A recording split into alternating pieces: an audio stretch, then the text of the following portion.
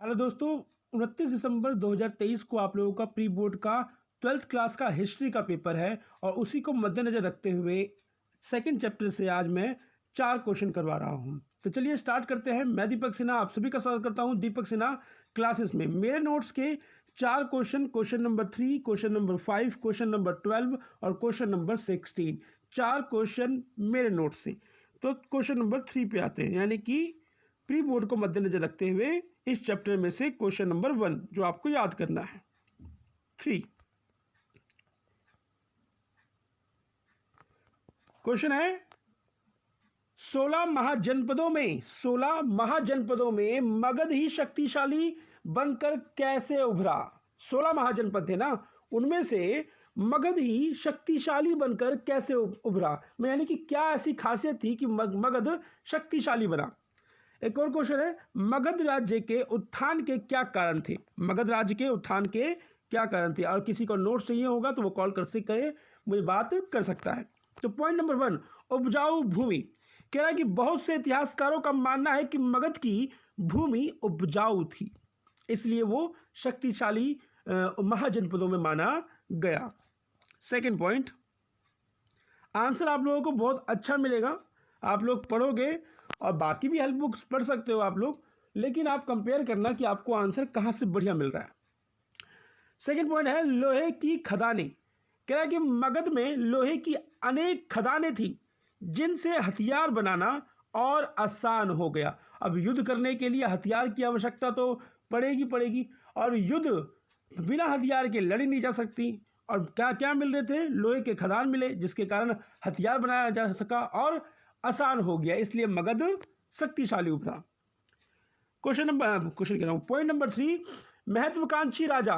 मगध के राजा बिंबिसार अजातशत्रु महत्वाकांक्षी राजा थे जो अपने साम्राज्य का विस्तार करना चाहते थे। क्या थे, महत्वाकांक्षी, और अपने राज्य का क्या करना चाहते थे, विस्तार करना चाहते थे। साम्राज्यवादी नीति उनके माइंडों में थी कि अपने राज्य का किस तरीके से वो विस्तार करे। पॉइंट नंबर 4, राजधानी उपयुक्त स्थान पर होना।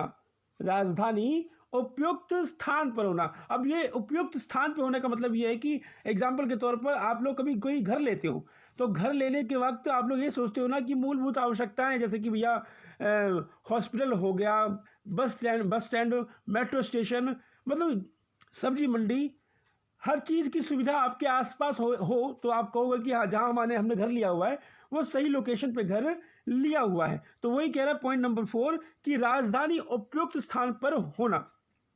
एक्सप्लेन कर रहा हूं, मगध की राजधानी राजगृह थी जो चारों ओर पहाड़ी से घिरी हुई थी, एवं दूसरी राजधानी पाटलिपुत्र थी जो नदी मार्ग से जुड़ी थी। राजा महाराजाओं के लिए ये क्या था, एक वरदान था कि इस प्रकार का भूभाग उनके क्षेत्र में मिल रहा हो और उनका राज्य इस चीज से घिरा हुआ हो तो शत्रुओं को आक्रमण करने में मुश्किल होती थी। पॉइंट नंबर 5, मगध में अनेक जंगल थे। कह रहा है कि जहां से हाथी उपलब्ध हो जाते थे जिनका प्रयोग मगध के राजा सेना में करते थे दुश्मनों के सैनिकों को कुचलने के लिए। पॉइंट नंबर 6, सस्ता आवागमन। कह रहा है कि गंगा और उसकी उपनदियां आवागमन का सस्ता और सुलभ साधन थी। फिर से रिपीट कर रहा हूं, गंगा और उसकी उपनदियां आवागमन का सस्ता और सुलभ साधन थी। राजधानी, पॉइंट नंबर 7 और खत्म। कह रहा है कि आरंभ में इसकी राजधानी राजगृह है। राजगीर अर्थात राजाओं का घर। पहाड़ियों के बीच बसा राजगाह एक किलेबंद शहर था, परंतु 4वीं शताब्दी ईसा पूर्व में पाटलिपुत्र, आधुनिक में जो पटना है, पाटलिपुत्र को राजधानी बनाया गया। कैसे भारत की राजधानी दिल्ली है, हर चीज की सुविधा इस दिल्ली के अंदर उपलब्ध है, तो उसी तरीके से इन राजा महाराजाओं ने अपने इन राजधानियों को चुना। तो ये था क्वेश्चन नंबर 3, यानी कि 1 क्वेश्चन। आप लोग प्लीज एक बार अच्छे से इसको पढ़ना, ठीक है। अभी मैं सिर्फ करवा रहा हूं आप लोगों को इसलिए कि मैं अपने सेंटर के अंदर 3-4 क्वेश्चन हर चैप्टर के करवा रहा हूँ और कह रहा हूँ कि प्री बोर्ड के अंदर बस यही पढ़ के जाओ, बाकी की तैयारी फाइनल की हम अलग से करेंगे। ओके, अब आ जाइए क्वेश्चन नंबर 5 पे। क्वेश्चन नंबर 5 बड़ा होगा, एक ही क्वेश्चन के अंदर मैंने बहुत सारी बातें ऐड करी हुई हैं। ठीक है, कह रहा है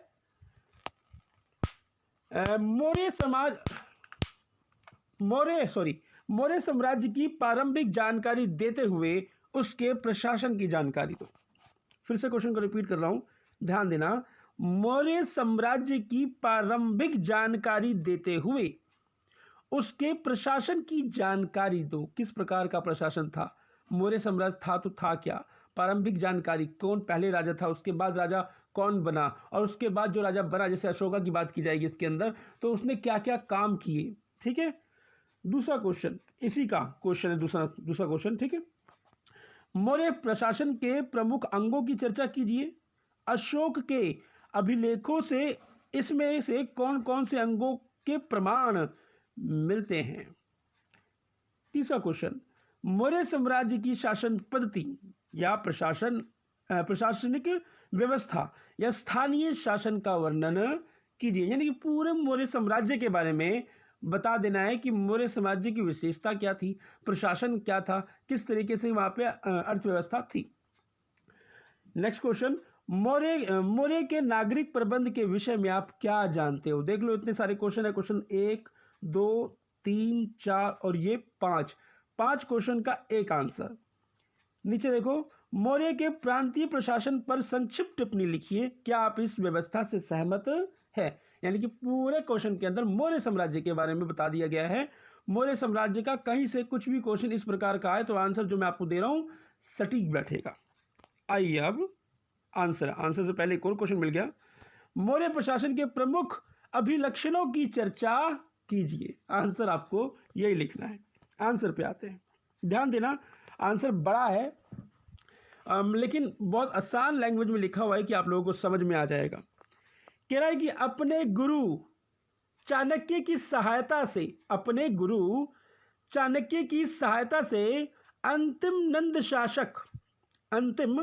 नंद शासक घनानंद को पराजित कर 25 वर्ष की आयु में चंद्रगुप्त मौर्य ने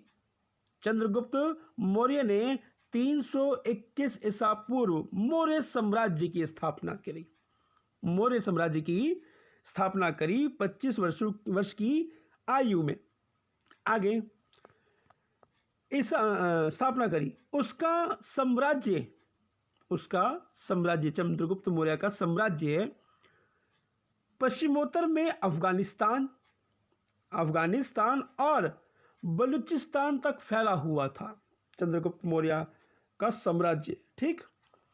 वह 1998 ईसा पूर्व तक गद्दी पर बैठा। 298 ईसा पूर्व तक वो गद्दी पर बैठा। चंद्रगुप्त मौर्य के पश्चात उसका पुत्र बिंदुसार गद्दी पर बैठा। और कब से कब तक, यहाँ पे लिखा है ना कि 298 तक चंद्रगुप्त मौर्य, अब बिंदुसार 298 ईसा पूर्व से 272 ईसा पूर्व तक गद्दी पर बैठा। तो ये था एक पैराग्राफ। ओके, अब आ जाओ दूसरे पैराग्राफ पे। कह रहा है कि अशोक का समयकाल, अब अशोक की बात हो रही है। अशोक का समयकाल 273 ईसा पूर्व से 232 ईसा पूर्व 273 ईसा पूर्व से 232 ईसा पूर्व, यानी कि इसके बाद बिंदुसार के बाद ये 272 में खत्म, तो इसके बाद कौन बैठा, अशोक बैठा। ओके, तो 272 ईसा पूर्व से 232 ईसा पूर्व, मैं बार बार 72 की बोल रहा हूँ, 73 ईसा पूर्व से 272 ईसा पूर्व। कह रहे सिंघली अनुच्छत्री के अनुसार अशोक ने अपने 99 भाइयों की हत्या करके सिंहासन प्राप्त किया था। 99 भाइयों की हत्या करके सिंहासन पर विराजमान हुआ था अशोक का विविधवत राज्य अभिषेक 269 ईसा पूर्व में हुआ। राज्य अभिषेक के 8वें वर्ष 261 ईसा पूर्व में अशोक ने कलिंग पर आक्रमण किया। इस युद्ध में 1 लाख लोग मारे गए तथा 1,50,000 लोग बंदी बनाए गए। इस साम्राज्य की जानकारी चाणक्य द्वारा लिखे गए अर्थशास्त्र मैग्निस्थ एवं अनेक अभिलेखों में मिलते हैं। आशा है समझ में आ गया होगा। मैं तो सोच रहा हूँ कि ना बच्चा सुनता जाए ना और मैं पढ़ता जाऊँ तो अच्छा रहेगा। तो चलो ये मौर्य प्रशासन की ना जितने पॉइंट्स हैं, जहाँ पे समझाने वाली बात होगी वहाँ पे समझाऊंगा। एक रेडियो वाला फील देते हैं कि बच्चा आंख बंद करके बस उसको इमेजिन कर रहा है और मौर्य साम्राज्य को सुन रहा है। मौर्य प्रशासन, राजा का पद। राजा का पद मौर्य वंश में सर्वोपरि था। उसकी सहायता के लिए मंत्री होते थे। राजा शासन का केंद्र बिंदु होता था। हालांकि राजा निरंकुश यानी कि तानाशाह नहीं था। अशोक एक ऐसा राजा था जिसने अभिलेखों के माध्यम से जनता को संदेश दिया। अभिलेखों के माध्यम से जनता को संदेश दिया। ये था राजा का पद। सेकंड पॉइंट है मंत्री परिषद। कह रहा है राजा को सलाह देने के लिए मंत्री होते थे। मंत्री को उस काल में अमात्य के नाम से जाना जाता था। याद रखना, मंत्री को उस काल में अमात्य के नाम से जाना जाता था। उदाहरण के रूप में चाणक्य चंद्रगुप्त मौर्य के मंत्री थे। चाणक्य चंद्रगुप्त मौर्य के मंत्री थे। नेक्स्ट, प्रांतीय प्रशासन। मौर्य काल में 5 प्रमुख राजनीतिक केंद्र थे। ए, पाटलिपुत्र जो मगध की राजधानी थी। बी, तक्षशिला जो उत्तर पंथ की राजधानी थी। सी, उज्जैनी जो अवनित की राजधानी थी। डी, तोसली जो कलिंग की राजधानी थी। ई, स्वर्णगिरी जो दक्षिण की राजधानी थी। कह रहा है इस प्रकार मौर्य प्रशासन अत्यधिक व्यस्त था। इसमें आधुनिक पाकिस्तान, अफगानिस्तान, आंध्र प्रदेश, उड़ीसा आदि क्षेत्र शामिल थे। पॉइंट नंबर 4, आवागमन के साधन। नदियों और भूमि दोनों मार्गों का प्रयोग आने जाने के लिए होता था। एक प्रांत से दूसरे प्रांत यानी कि राज्य में जाने में कई दिन लगते थे। 5वां पॉइंट, मार्गों पर यात्रियों की सुरक्षा आदि की व्यवस्था। विशाल साम्राज्य में राजधानी से प्रांतों में जाने के लिए काफी समय लगता था। अंततः विभिन्न मार्गों पर यात्रियों के ठहराव, खान-पान एवं सुरक्षा का प्रबंध था। 6वां पॉइंट, सेना। मौर्य साम्राज्य के पास विशाल सेना थी। मैग्नेसीस में लिखा है कि मौर्य साम्राज्य के पास 6,000 पैदल सैनिक, 3,000 घुड़सवार, 9,000 हाथी तथा 8,000 रथ थे।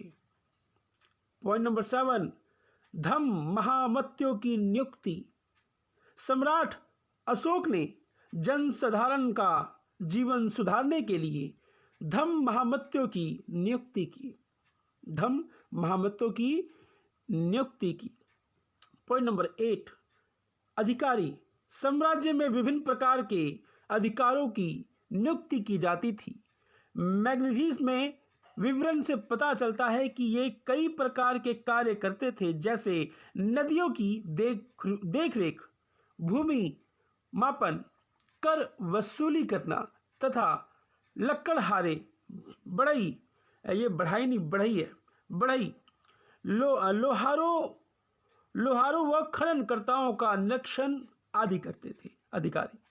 अब आ जाइए नेक्स्ट पॉइंट पे। सेना का संचालन करने के लिए 6 उप समितियां बनाई गई थी। कह रहे नौसेना विभाग, नाव। इसमें जहाज व नौकाओं का निर्माण तथा समुद्री युद्ध करने का परीक्षण दिया जाता था। ठीक है, मैंने इसमें पॉइंट नहीं डाले हुए। सेकंड पॉइंट, यातायात विभाग पर यातायात विभाग, ये विभाग युद्ध काल में सैनिकों को हथियार, भोजन और सामग्री पहुंचाता था। तीसरा पॉइंट, पैदल सेना विभाग, ये विभाग पैदल सेना का प्रबंध करता था। चौथा, अश्व सेना विभाग, ये विभाग अश्व को युद्ध का प्रशिक्षण देता था, यानी कि घोड़ों को, और अस्तबल और चारे का प्रबंध करता था।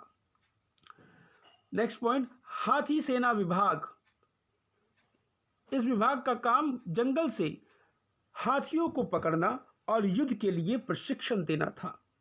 नेक्स्ट पॉइंट, रथ सेना विभाग, ये विभाग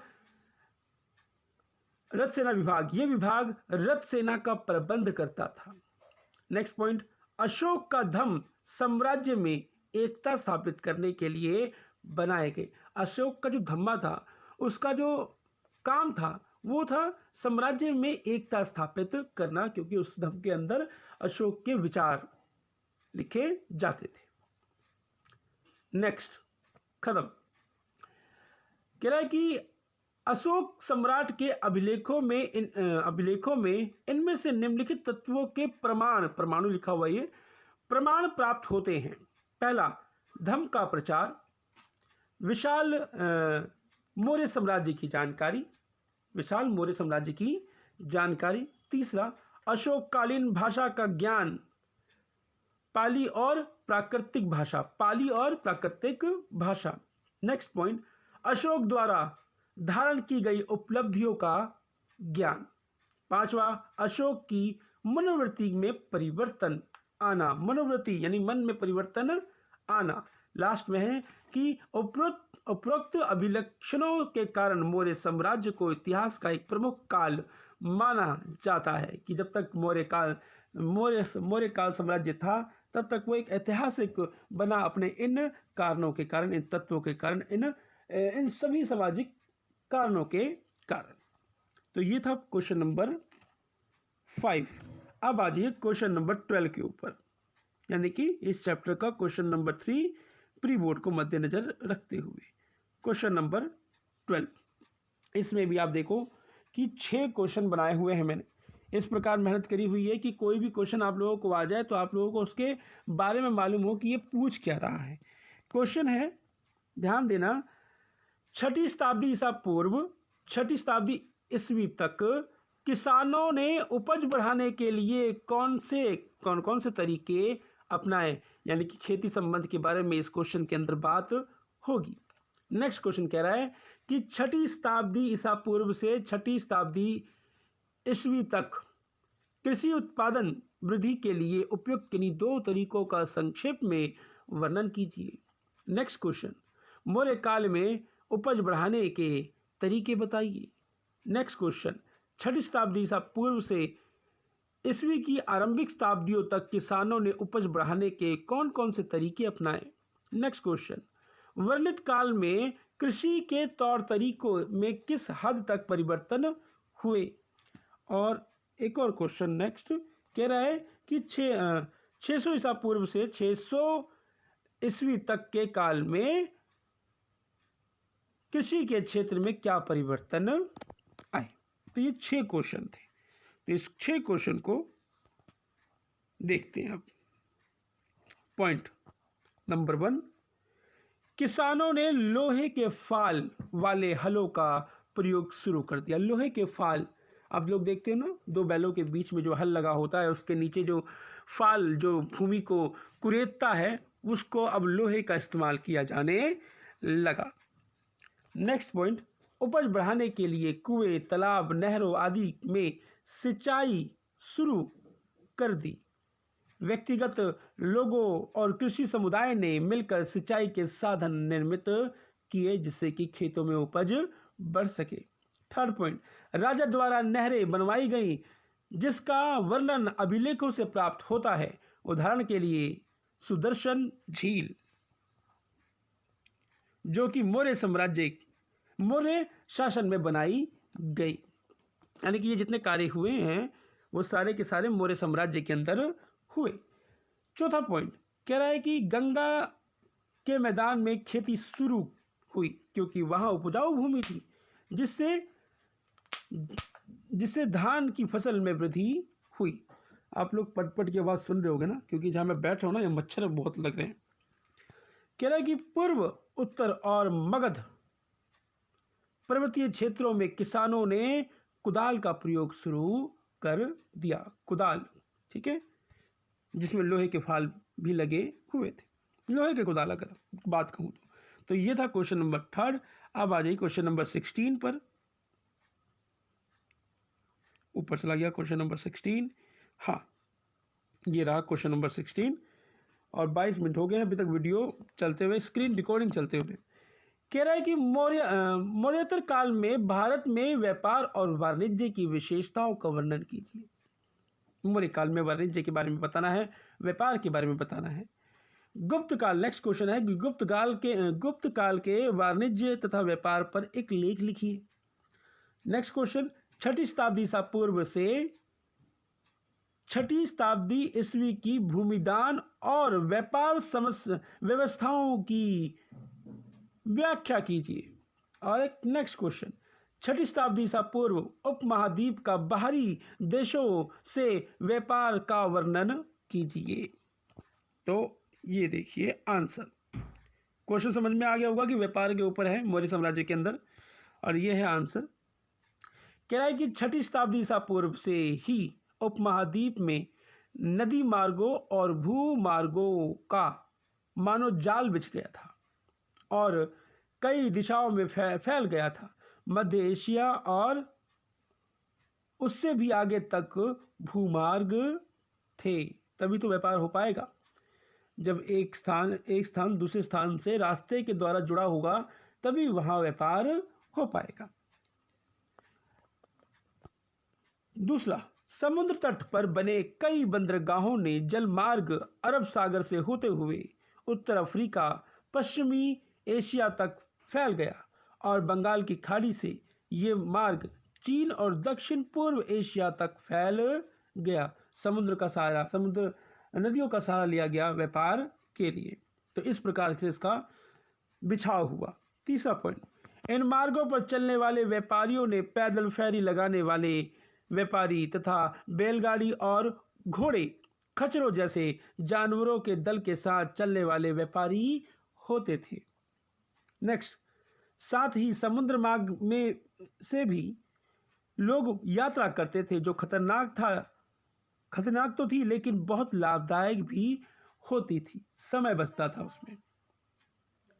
हाँ, एक मिनट दे दो, आगे दे दो। नमक, अनाज, कपड़े, धातु और उससे निर्मित उत्पादन, पत्थर, लकड़ी, जड़ी बूटियां जैसे अनेक प्रकार के सामान एक स्थान से दूसरे स्थान पर पहुंचाए जाते थे। पॉइंट नंबर 6, रोमन साम्राज्य में काली मिर्च जैसे मसालों तथा कपड़ों व जड़ी बूटियों की भारी मांग थी। इन सभी वस्तुओं को अरब सागर के रास्ते भूमध्य क्षेत्र तक पहुंचाया जाता था। ठीक।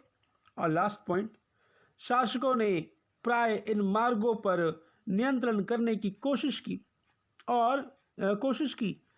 और संभवतः वे इन मार्गों पर व्यापारियों की सुरक्षा के बदले उनसे धन लेते थे। तो ये था व्यापारिक जाल। ठीक है, आशा करता हूँ कि आप लोगों को बात समझ में आया होगा। आप लोग खुद भी पढ़ना प्लीज़, और फाइनल में एक एक क्वेश्चन की तैयारी कराऊंगा। फिर मतलब इस तरीके से प्लानिंग है कि पोल साइंस के 200 क्वेश्चन और हिस्ट्री के 200 क्वेश्चन, और वो लास्ट क्वेश्चन होंगे कि फाइनल के लिए 200 क्वेश्चन तैयार करने हैं। तो चलते हैं, मिलते हैं नेक्स्ट क्लास में। तब तक अपना, यानी कि नेक्स्ट वीडियो में, तब तक अपना और अपने परिवार का ध्यान रखें। जय हिंद, जय